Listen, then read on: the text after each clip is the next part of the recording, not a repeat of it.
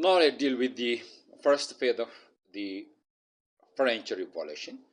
We have said that there was three major phases of the French Revolution. The first one was the phase of the National Assembly from 1789 to 1791. The second was the Legislative Assembly that ruled France during the turmoil and the revolutionary time from 1791 to 1792 for 8 years. And the third one is the Convention, that's from 1792 to 1795. And the final one is the Directories up to 1799. And the 1799 was the end year of the French Revolution came to an end, terminated. So the fall of Bastille. Bastille, that was the castle, arsenal, and the symbol of royal tyranny and absolutism. The French stormed the Bastille. The insurrection of the ordinary people of Paris, the woodworkers, and the small crafts saved the National Assembly. On 14 July 1789, the people of Paris captured the Bastille. When the government was attempting to crush the National Assembly for more revolutionary reforms, the people of the Paris, especially the woodworkers, the crafters, the poor of the city, they marched, rebelled, and they stormed Bastille. Let's see what is Bastille does mean. What was the symbol of Bastille? Bastille was a royal prison in Paris. Bastille, it was an arsenal in the middle of Paris. It was a symbol of tyranny and oppression and the France's monarchical despotic regimes. ባስትል በፈረንሳይ የአምባገነንና የጭካኔ የጭቆና ምልክት ተደርጎ የሚወሰድ ቤተ መንግስት ነው። ምሽግ ነው። የጦር ማከማቻ ነው። ወታደሮች ያሉበት ነው። እስር ቤት ነው። ይህንን ነው እንግዲህ የፈረንሳይ ሰራተኞች፣ የእደ ጥበብ ባለሙያዎች፣ የከተማ ድሃዎች ናሽናል አሴምብሊን ለማዳን ሲባል መሳሪያ መታጠቅ አለብን ከሚል እስረኞችንም ማስፈታት አለብን ከሚል መታጠቅ ሀሳብ አንስተው ፓሪስ የሚገኘውን ባስትልን የዘረፉት። የባስትል መውደቅ በፈረንሳይ ሀገር ውስጥ ያስከተለውን ያለን the soldiers in Paris were too few to suppress the rising and sympathized with the people. The fall of Bastille marked the end of the absolute monarchies, but not the monarchy. July 14 is celebrated by the French people as the anniversary of this liberty as a national days. የባስትል ውድቀት እንዲመጣ ምክንያት ከሆኑ ነገሮች ቅድም አንስተናል። ናሽናል አሴምብሊ ለመጠበቅ ነው ብለናል። ፓሪስ ከተማ ውስጥ የሚገኙ እንዲሁም በአሳሳይ ውስጥ የሚገኙ ወታደሮች ለምን አልተከላከሉም? አንደኛ ቁጥራቸው በጣም ትንሽ ስለሆነ ነው። ሁለተኛ ደጋፊ ናቸው። ወደ ህዝቡ የህዝቡ ስሜት የህዝቡ ደጋፊ ስለሆነ ያልተቀበሉት። ስለዚህ የባስትል መውደቅ መዘረፍ በፈረንሳይ የአምባገነን ንጉስ ዘመን ማብቃቱን ማሳያ ሲሆን የንግስና ስርዓት ግን ቀጥሏል ፈረንሳይ ውስጥ። ባስትል የተዘረፈው ወይም የወደቀው ጁላይ 14 ነው።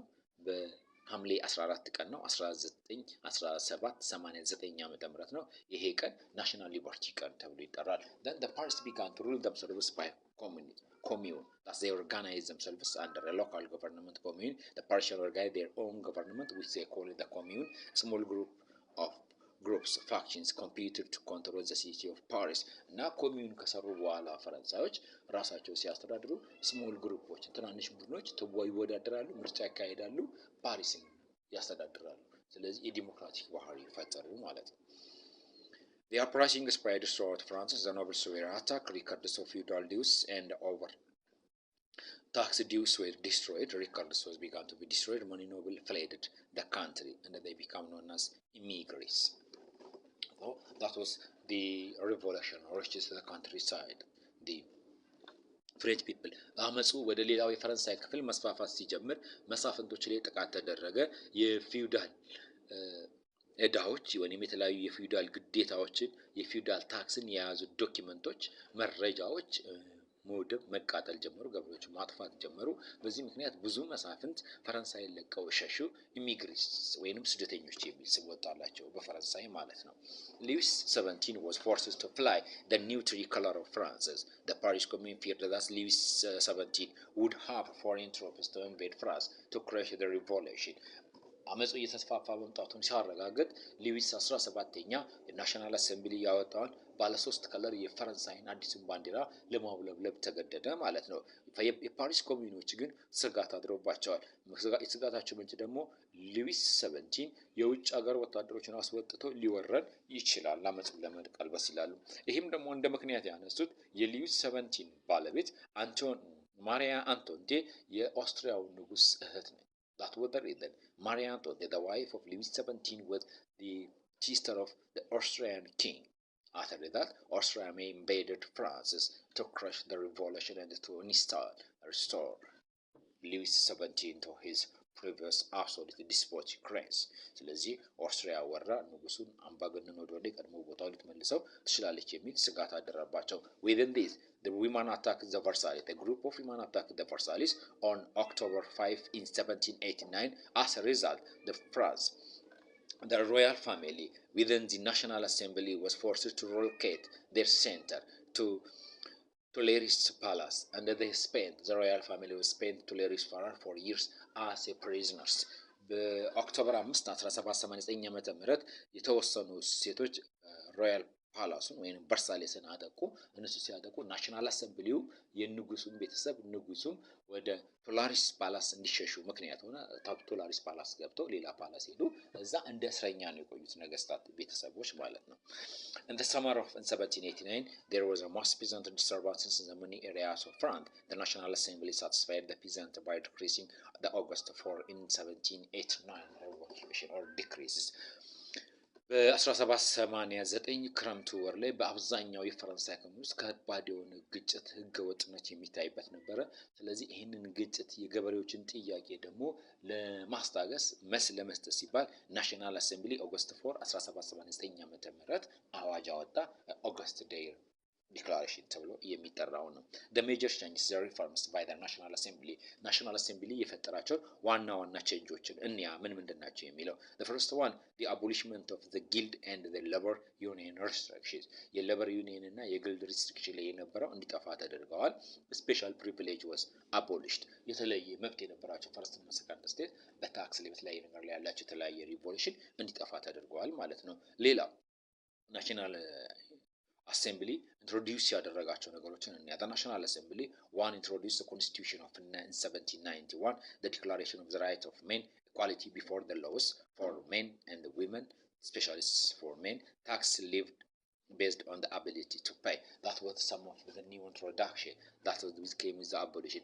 This new introduction is the work of the National Assembly, especially the August Day Declaration satisfied the disturbing peasants.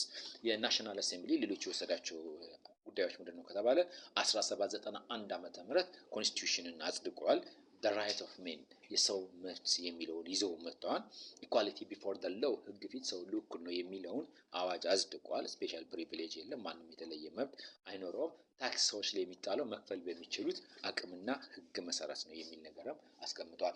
other changes that followed the reforms of the National Assembly many nobles left France reforms in the local government began to introduce በሌሎችም ለውጦችን ካየን ብዙ ኖብሎች ፈረንሳይን ጥለው መውጣታቸው እና በየአካባቢው ሎካል ገቨርንመንት ላይ ለውጦች መታየታቸው ነው ማለት ነው። the reform of the National Assembly August 4 in 1789 the National Assembly decreases one the abolishment of feudal dues church taxes that is all forms of privilege including tax exemption all class distinction guild restriction on trade and manufacturing. The above four was called the special privileges. This satisfied the disturbing peasant in summer of 1789. So this was the major issue. That was the special privilege. This the August 4 declaration of the National Assembly ended the first and the second state. That means it ended class distinction. So there is no more feudal dues. Feudalism was gone. The church taxes, this was abolished. There was no, you can't forcefully accept tax from the peasant in the name of the church. All forms of privilege, including tax exemption, we have said that the first state and the second state, at most they didn't pay a tax or they pay a little of taxes. So this was begun to abolish. That means if special privilege was abolished, there is no class distinctions between first state, second state, and the third states in France. And the restriction, special economic privilege of the first and the second state of guild and the trade union was abolished. In manufacturing was abolished. The previous time, manufacturing and the guild was restricted, and it's allowed by government for few individuals. the abolishment ምንድነው ያደረገው? ኦገስት 4 1789 ላይ አቦሊሽ ከተደረጉ ነገሮች አንደኛው ፊውዳል ዲውስ ነው። የፊውዳል ግዴታዎች ሰዎች በጉልበታቸው በአይነት የሚከፍሉት ግዴታ እንዲጠፋ ተደርገዋል። አስራት ለቸርች የሚከፈለው እንደ ግዴታ የነበረው እንዲቀር ተደርገዋል። ምንም አይነት ፈርስትና ሰከንድ ስቴት ምንም አይነት የተለየ መብት እንዳይኖራቸው ተደርገዋል። ክላስ ዲስቲንክሽን የሚባል ነገር ጠፍቷል። ፈርስት ስቴት፣ ሰከንድ ስቴት፣ ሰርድ ስቴት የሚባለው ነገር እንዲበቃ እንዲጠፋ ተደርገዋል።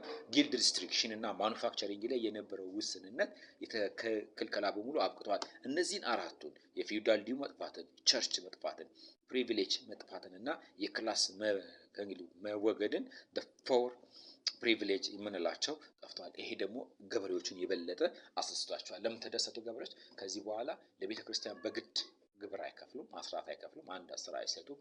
በጉልበታቸው ከእቃቸው በተለያየ ምክንያት ለፊውዳል ምንም አይነት ክፍያ አይከፍሉም።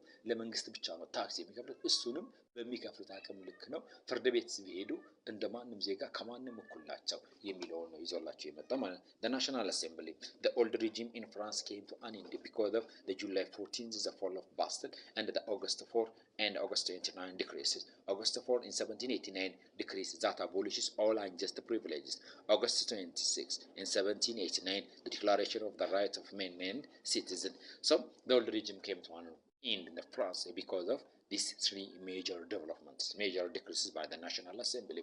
The work of National Assembly: first, the July 4, the fall of Boston. The second one is the August 4, the declarations that abolishes special privileges. The third one was the August 26, the Declaration of the Rights of Men and Women, ended the ኦልድ ሪጂም ኢን ፍራንስ። በፈረንሳይ ውስጥ ኦልድ ሪጂም የምንለው ከ1614 አንስቶ እስከ 1789 የነበረውን የፈረንሳይ መንግስት ኦልድ ሪጂም እያለን እንጥራለን። ኦልድ ሪጂም አብቅቶለታል። ሶስት ነገሮች ኦልድ ሪጂምን ለአንዴና ለመጨረሻ ጊዜ ከፈረንሳይ አጥፍተዋል። የመጀመሪያው የጁላይ 14 the fall of Bastille የባስትል መውደቅ ነው። ሁለተኛ ኦገስት 4 ዲክላሬሽን ኦፍ ናሽናል አሴምብሊ ናሽናል አሴምብሊ ያወጣው ኦገስት 4 ያወጀው አዋጅ ሁሉንም አይነት ልዩ መብት ልዩ ጥቅም ፈርስትና ሰከንድ ስቴት የነበራቸውን ማጥፋቱ ነው። ሌላው the right of men and the citizen የሰዎችና የዜጎች መብት የሚለውን ኦገስት 26 የታወጀው አዋጅ ኦልድ ሪጂም ፈረንሳይ ውስጥ እንዲያበቃ አድርጓል። Thank you for your watching.